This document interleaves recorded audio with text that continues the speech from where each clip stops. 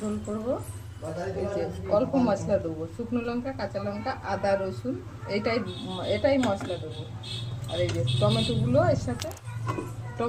এর সাথে বেটে নেবো।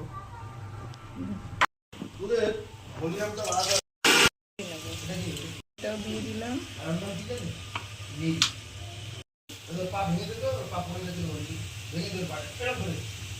হলুদ দিলাম,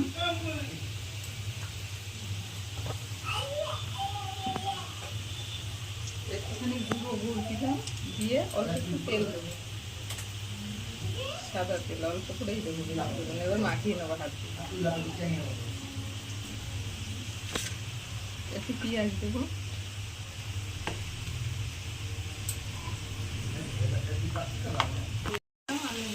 ভাজা হয়ে যাবে।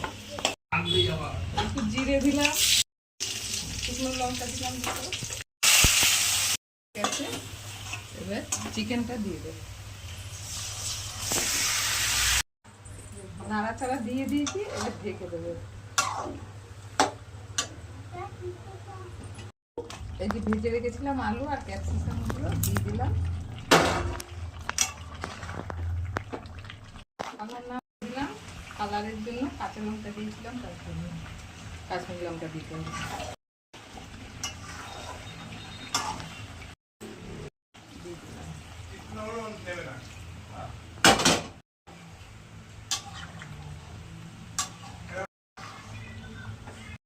এবার নামিয়ে দেবো, একটু ফুটবে 5 মিনিট।